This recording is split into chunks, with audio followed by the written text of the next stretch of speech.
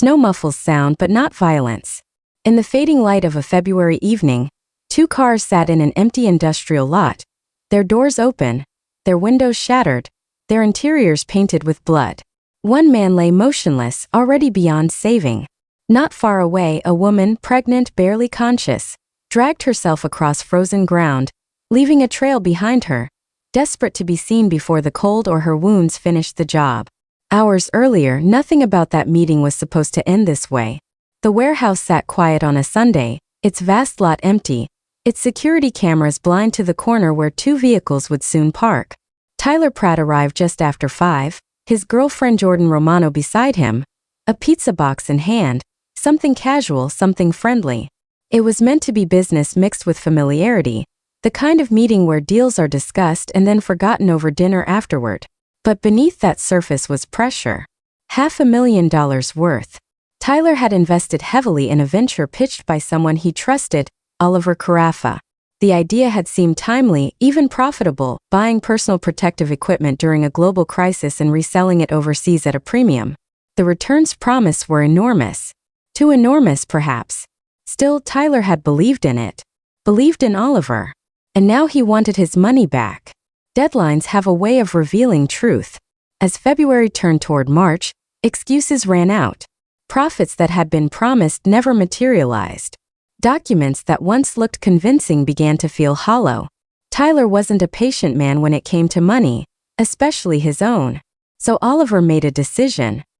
He and his partner Lucy Lee planned the meeting carefully. They chose the warehouse for its isolation. They left their phones behind to avoid detection. They took steps, small, deliberate, calculated, to make it seem like they had never been there at all. By the time Tyler and Jordan arrived, the outcome had already been decided. At first, everything appeared normal. Conversations started, vague explanations offered. A supposed real estate opportunity. A future grow operation.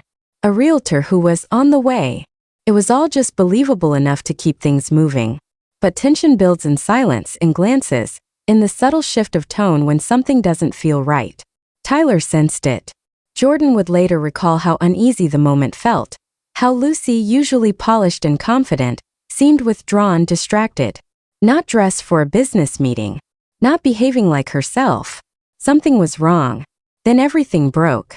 Without warning, Oliver pulled a gun. The first shot shattered whatever illusion remained. Chaos followed instantly. Tyler barely had time to react. Jordan, still in the car, heard the crack of gunfire and the sound of panic in Tyler's voice. Confusion, betrayal, disbelief, before more shots silenced him. 6 bullets ended his life. Jordan tried to escape, her body moving faster than her thoughts, but she didn't get far. A single shot struck her, dropping her where she sat. Pain flooded in, then darkness. The world slipped away. For Oliver and Lucy, it should have been over. They dragged Jordan from the car, assuming she was dead or dying. They took what they could, phones, money, and drove off, leaving behind a scene that would soon draw police, sirens, questions. But something went wrong. Jordan didn't die. In the cold, bleeding, barely conscious, she began to move. Inch by inch, driven by something deeper than pain, she crawled toward the road. Toward light. Toward the chance that someone might see her before it was too late. Someone did.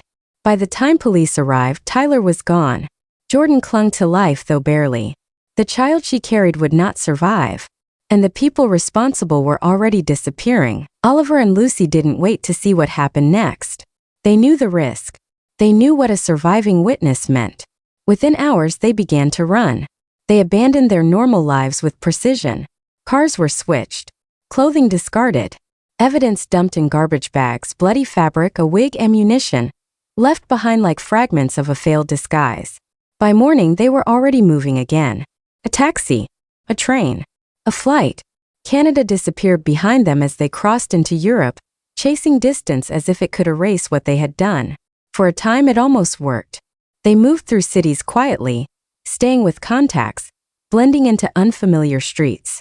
False names replaced real ones. New identities formed around old lies. There were whispers of help, people willing for a price to make problems disappear. Money changed hands. Promises were made. But distance doesn't dissolve truth. It only delays it. Back in Canada, the investigation tightened. Evidence began to align. The story became clearer. And then 3 days after the shooting, the one thing Oliver and Lucy feared most happened. Jordan woke up. Survival gave her a voice. And with that voice came names. The moment she spoke, the chase changed. Authorities no longer searched blindly. They knew exactly who they were hunting. Warrants were issued. Alerts spread across borders. The quiet escape became an international pursuit. Meanwhile, Oliver and Lucy continued to move, unaware at first of how quickly the net was closing around them. By the time they realized, it was already too late. They had become fugitives not just from a crime, but from the illusion that they could outrun it. More money was spent trying to stay hidden. More risks taken. Each step deeper into secrecy only made their situation more fragile. And then, after 103 days on the run, it ended. In the middle of a busy district in Budapest, under the glow of city lights and the noise of ordinary life, they were found. No dramatic chase. No final escape. Just the sudden, unavoidable moment when everything catches up. Arrested. Surrounded. Finished. The distance they had fought so hard to create collapsed instantly. Back in custody, the story shifted again. Blame fractured between them. Lucy distanced herself, portraying ignorance, fear, manipulation. Oliver remained more silent, his past already painting a picture the court could not ignore, because this wasn't the first time he had been responsible for someone's death. Patterns don't disappear. They evolve. In the courtroom, the narrative unraveled piece by piece. The lies, the fake business, the forged documents, the desperate attempt to stall, then silence when the truth threatened to surface. What had begun as greed had turned into something colder. Premeditation. The verdict reflected that. Both were found guilty of murder, of attempted murder. Life sentences followed, the weight of their choices fixed in years they would never get back. And Jordan, the one who wasn't supposed to survive, became the reason they didn't get away with it. Some crimes are calculated, planned down to the smallest detail. Every step accounted for, every risk considered. But there's always one thing you can't fully control: the human will to live. On that freezing night, left for dead on a quiet stretch of concrete, Jordan refused to become part of their plan. She moved when she shouldn't have been able to. She held on when everything said she wouldn't. And because she did, the truth followed. In the end, it wasn't the planning, the money, or the escape that defined the story. It was the one thing they failed to finish.